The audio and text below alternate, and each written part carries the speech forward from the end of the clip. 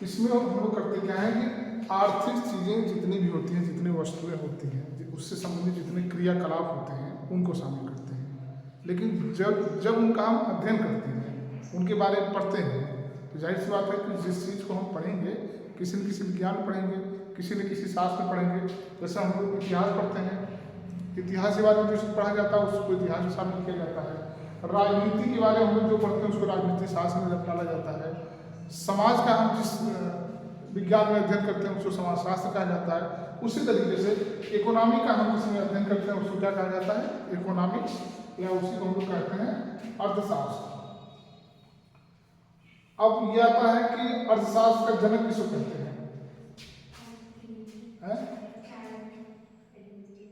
Adam Smith.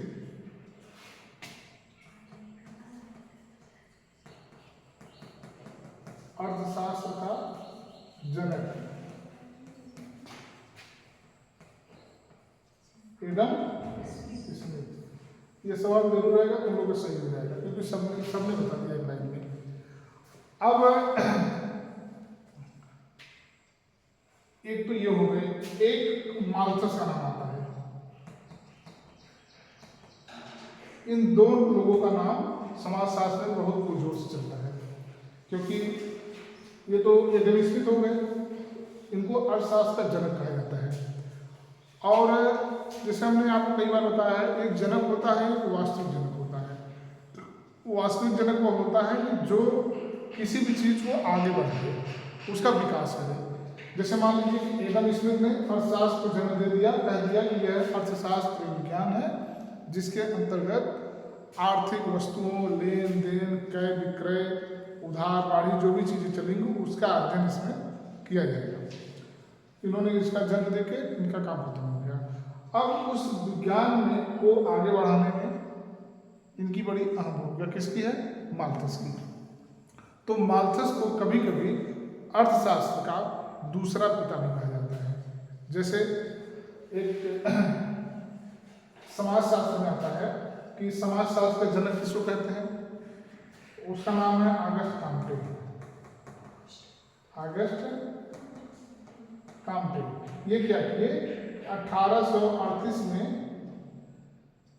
समाजशास्त्र का जन्म करके 1858 में इनकी मृत्यु होगी। ठीक, अब क्या हुआ? इन्हीं के बाद 1858 में दुर्खिम का जन्म होता है।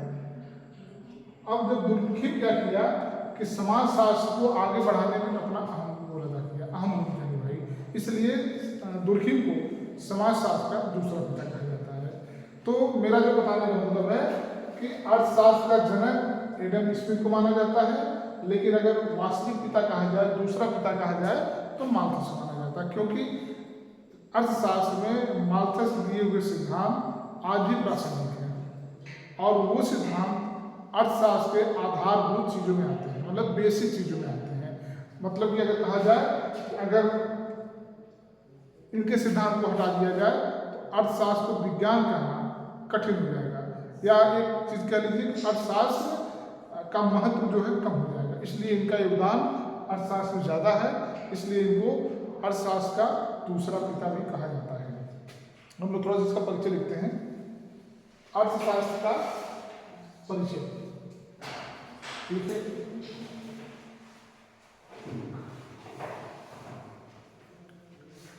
अर्थशास्त्र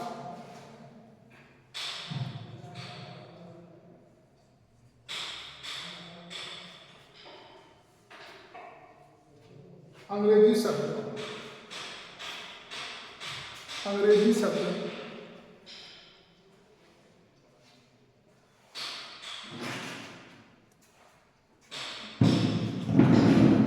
इकोनॉमिक्स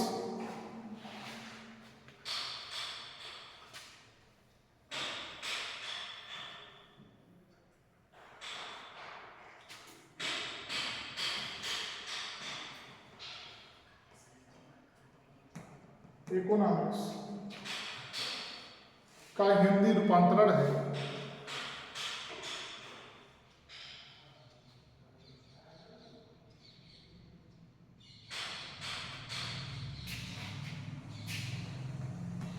का हिंदी रूपांतरण है।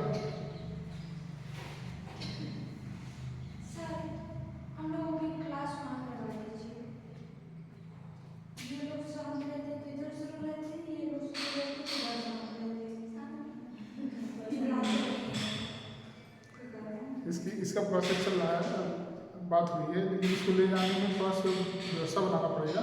मुझे लगता है दशहरे छुट्टी में हो जाएगा, हम खुद ही बोलेंगे, क्योंकि इधर बहुत डिस्टर्ब होता है। तुम्हें लोग नहीं, तुम लोग तो पढ़ रही हो, यहाँ तो जब डिस्टर्ब हो जाता है तो पता लगता बोलना है क्या है, अब बोलना हो जाएगा कि क्या नहीं है। हाँ, दिक्कत आती है। चलो अभी क्या लिखिए। हाँ,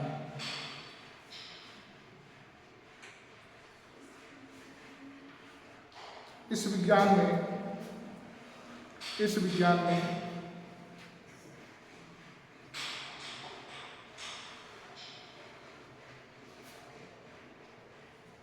सभी तथ्यों का तार्किक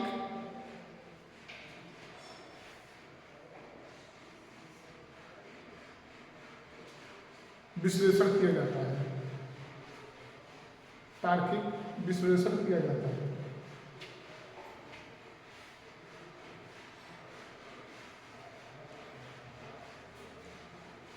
ये घटनाएं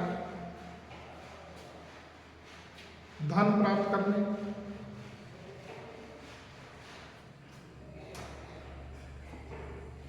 तथा धन का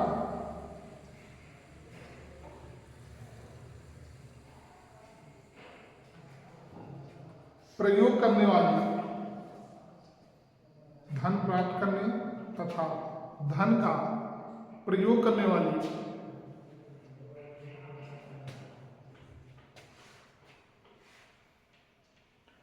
मानवीय क्रियाओं से संबंधित होती है।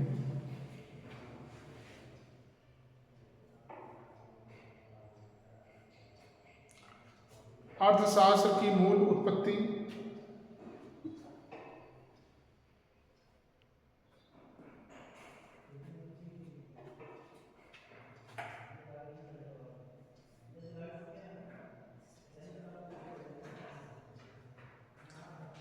ग्रीक शब्दों से मानी जाती है।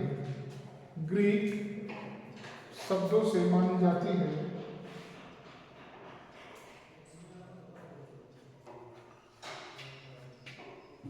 जिसका अर्थ होता है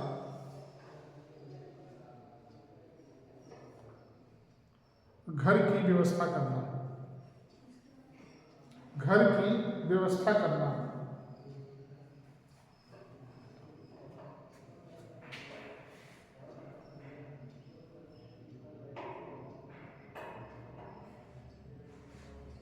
इसीलिए कभी कभी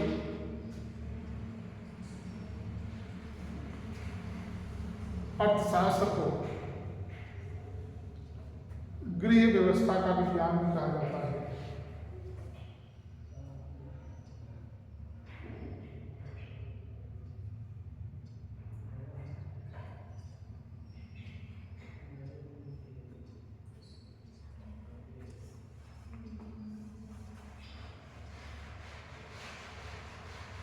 पर्यवेक्षण के लिए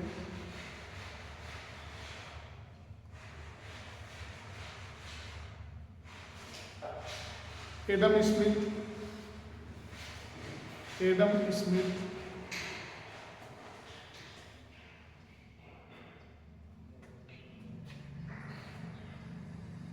को अर्थशास्त्र का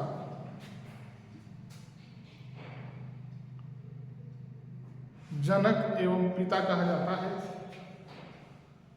जनक एवं पिता कहा जाता है।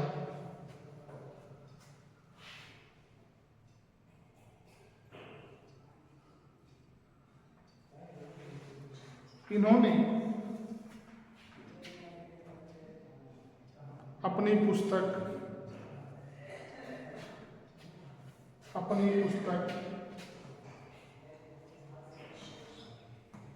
वेल्थ ऑफ नेशन,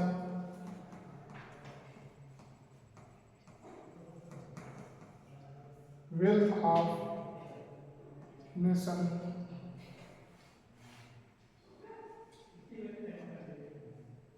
में अपने विचार को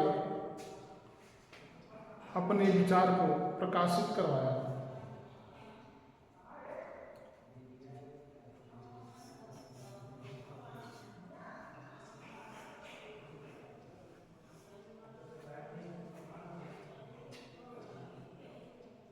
उस समय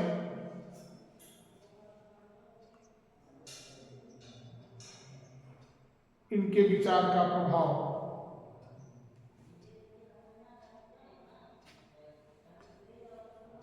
अर्थशास्त्र में अधिक पड़ा।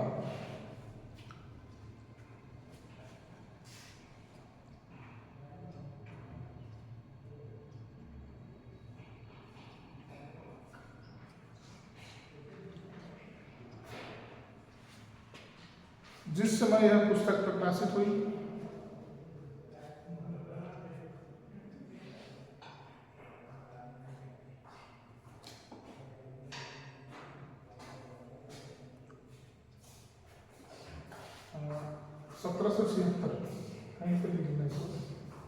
जिस समय यह पुस्तक प्रकाशित हुई, अर्थात जैसे मैं बोल रहा हूँ वैसे लिखिए, बता रहा हूँ। जिस समय यह पुस्तक प्रकाशित हुई वो 1776 ठीक में अर्थशास्त्र को लेकर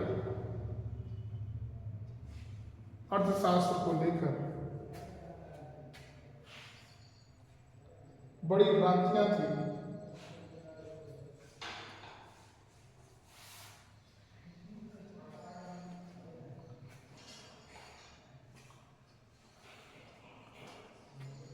लेकिन वेल्थ ऑफ नेशंस के प्रकाशित होते ही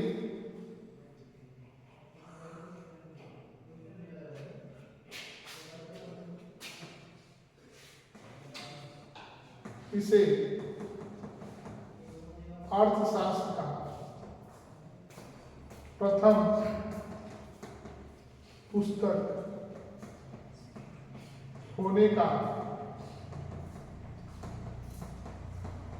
दर्जा दिया गया।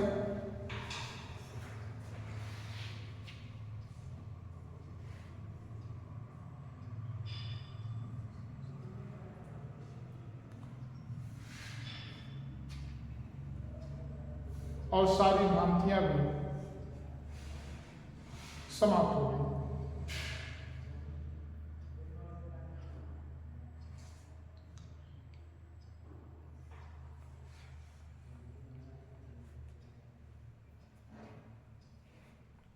ठीक, अब देखिए ये कह जा रहा है, यह कह रहा है कि चूंकि अर्थशास्त्र का जो विषय है, एडम स्मिथ को इसका जनक कहा जाता है, और इनके आने के पहले या इनके विचार के पहले अर्थ के बारे में बड़ी भ्रांतियाँ थी। ठीक, लेकिन जब इनकी पुस्तक वेल्थ ऑफ नेशंस 1776 में प्रकाशित हुई तो जितनी भ्रांतियाँ थी सब समाप्त हो गई। क्यों? क्योंकि इस पुस्तक में इन्होंने अर्थशास्त्र से संबंधित जो इनके विचार थे, जब इन्होंने अपना विचार रखा तो उस काल में, उस दौर में, कब, इस समय इनके विचार का बड़ा महत्व हुआ, और जो भ्रांतियाँ थी इनके विचार, उनके विचार, जो लोगों में द्वंद्व था, वो क्या हो गया, समाप्त हो गया, और एक अर्थशास्त्र की एक सर्वमान्य परिभाषा आगे बढ़ गई। इसीलिए इनको अर्थशास्त्र का जनक कहा जाता। अब सवाल ये उठता है कि अगर हम बात करें, जैसे हमने इतना कह दिया, आप जानते हैं, अब आप हमसे पूछ सकते हैं कि सर क्या 1776 के पहले अर्थशास्त्र नहीं था, या आर्थिक चीजें नहीं हुआ करती थी? होती थी। अब देखिए होता क्या है कि जब विज्ञान का मतलब होता है किसी भी चीज का व्यवस्थित और विश्वसनीय अध्ययन, छोटे शब्दों में इसकी और परिभाषा होती है, लेकिन अगर हम लोग विज्ञान की बात करें तो किसी भी चीज का व्यवस्थित एवं विश्वसनीय मतलब सही सत्य तरीके से अध्ययन करना। अब जैसे आप व्यवस्थित बैठे हो, एक लोग को हम बाहर बैठा दें, एक लोग उस कमरे में बैठा दें, एक को यहाँ बैठा दें, तो आवाज़ तो हमारी सबके पास जाएगी, लेकिन ये क्लास की व्यवस्था नहीं होगी। क्यों? क्योंकि कोई व्यवस्था नहीं है। पढ़ेंगे आप भी, पढ़ेगा वो भी जो बाहर बैठा है, और पढ़ेगा जो पीछे बैठा वो भी, लेकिन क्लास का जो सिस्टम है वो सिस्टमेटिक नहीं रहेगा। तो इसके पहले यही सब सारी चीज़ें थी कि आर्थिक चीज़ें थी, आर्थिक व्यवस्था सब कुछ थी, लेकिन अर्थशास्त्र नहीं था, उनका अध्ययन करने वाला विज्ञान नहीं था।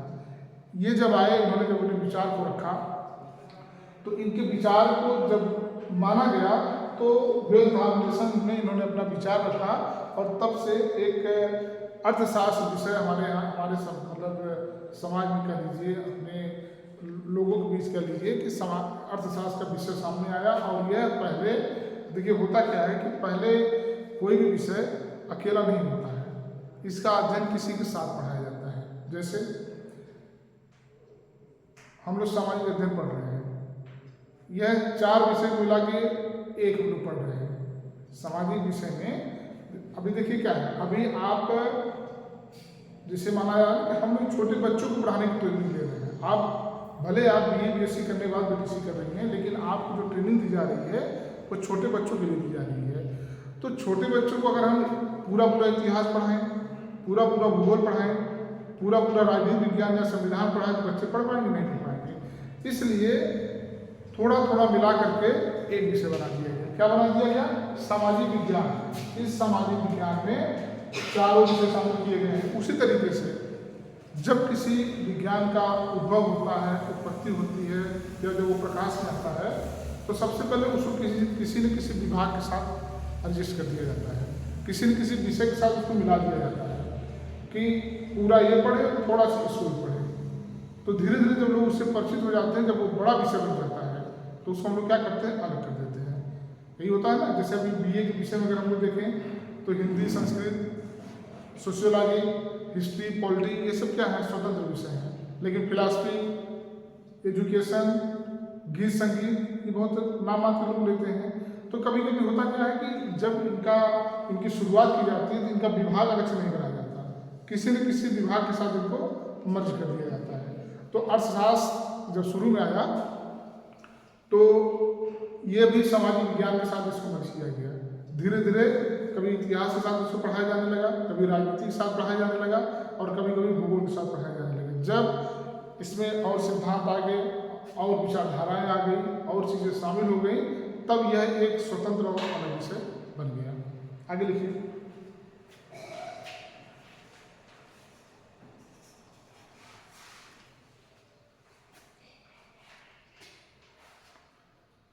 पैराग्राफ चेक करिए।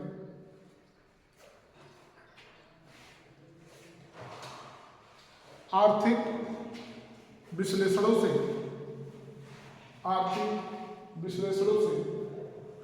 पता चलता है कि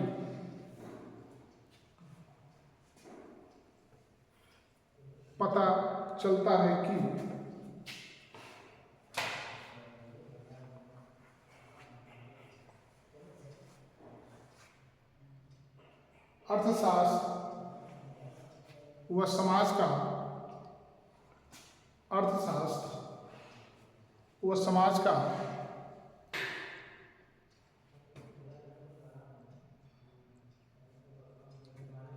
प्राचीन काल से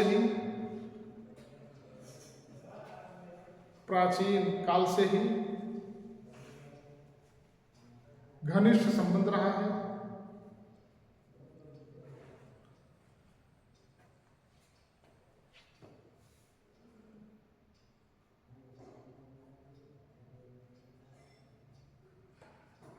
क्योंकि आखेट युग से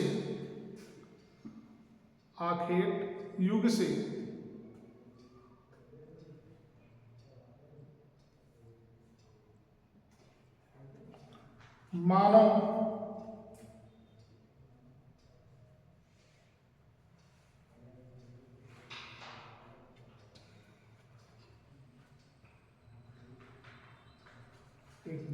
आखिर युग से वर्तमान काल तब मानव आखेट युग से वर्तमान काल तक मानव, आखेट युग से वर्तमान काल तक मानव की क्रियाएं आर्थिक अवश्य रही है, आर्थिक अवश्य रही है।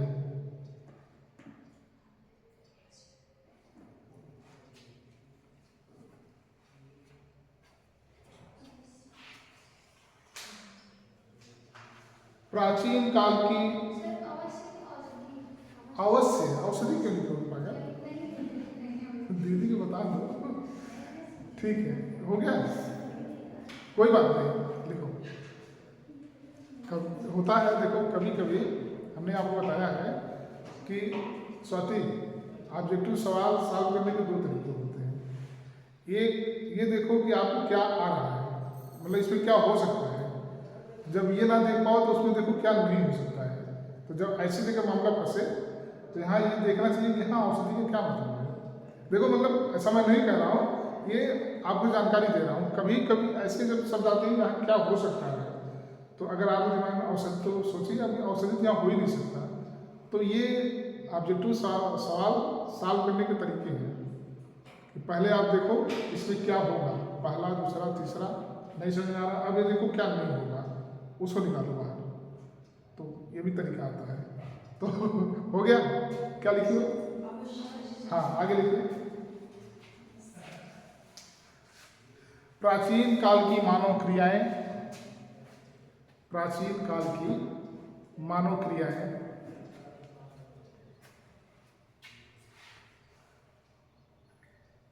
वर्तमान काल की क्रियाओं से, या क्रियाओं से नहीं, क्रियाओं की तरह, वर्तमान काल की क्रियाओं की तरह परिष्कृत नहीं थी, परिष्कृत नहीं थी।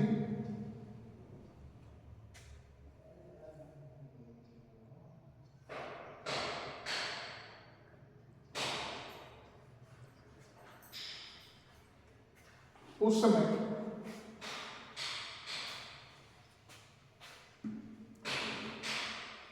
हमने 4 वेद आपको बताया था,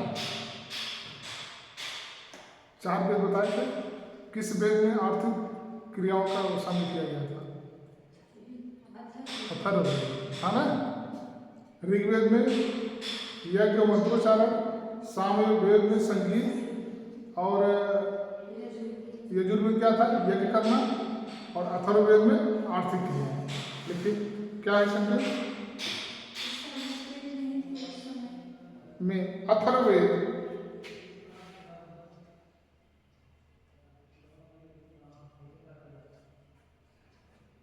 में आर्थिक क्रियाओं के कुछ लक्षण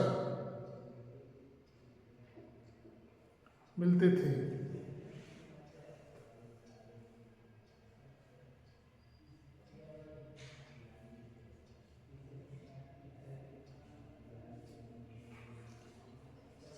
बात समझ आए? जैसे ये हमने कहा कि अर्थशास्त्र का जनक यहाँ से माना जाता है, तो क्या इससे पहले अर्थशास्त्र नहीं था? तो वही कहा जा रहा है कि मानव और आर्थिक क्रियाओं का संबंध बहुत पुराना है। आज मतलब पहले जो आखेटक था, आखेटक उन्होंने बताया जो शिकार करना, पशुचारण, जो इतिहास पढ़े हैं, तो आप देखें कि वहीं से आर्थिक क्रियाएं शामिल हो गई थी। लेकिन उस समय प्राचीन काल में इन सब चीज़ों को, क्रियाओं का किसमें वर्णन किया जाता है? अथर्ववेद में। लेकिन उतना व्यवस्थित अध्ययन नहीं था, मतलब कि इसका कि इसके पहले भी अर्थशास्त्र था, लेकिन उतना परिष्कृत नहीं था। यही हुआ ना? आगे लिखो।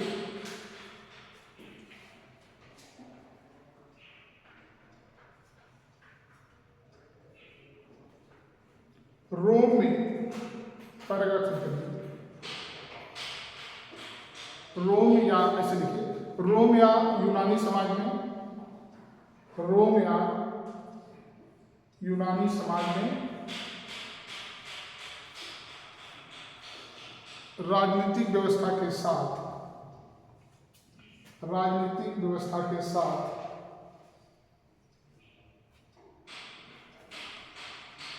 आर्थिक व्यवस्था, आर्थिक व्यवस्था का अध्ययन किया जा रहा था।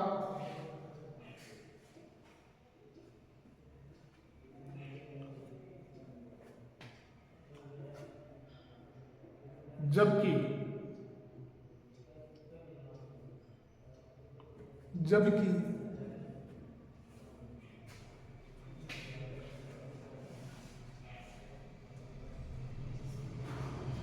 कौटिल्य का अर्थशास्त्र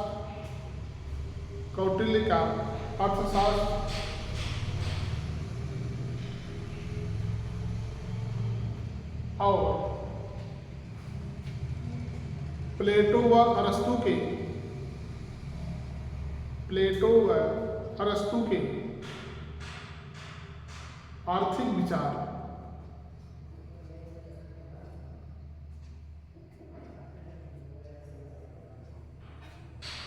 सामने आ रहे थे।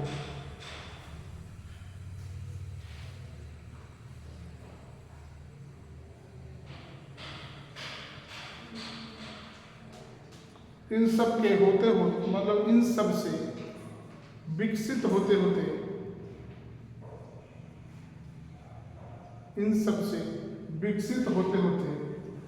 हमारा अर्थशास्त्र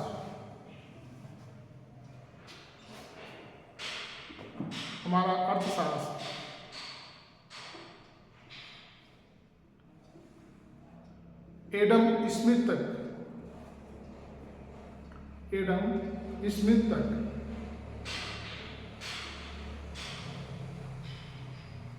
पहुंचता है।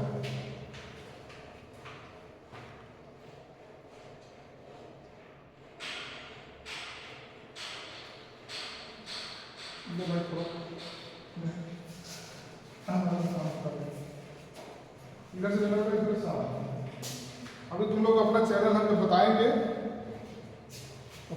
बताएंगे, पूरा और हो जाए, ठीक। तो देखिए यहाँ पर हमने बताया कि आपका अर्थ क्या था, अथर्ववेद। एक मिनट,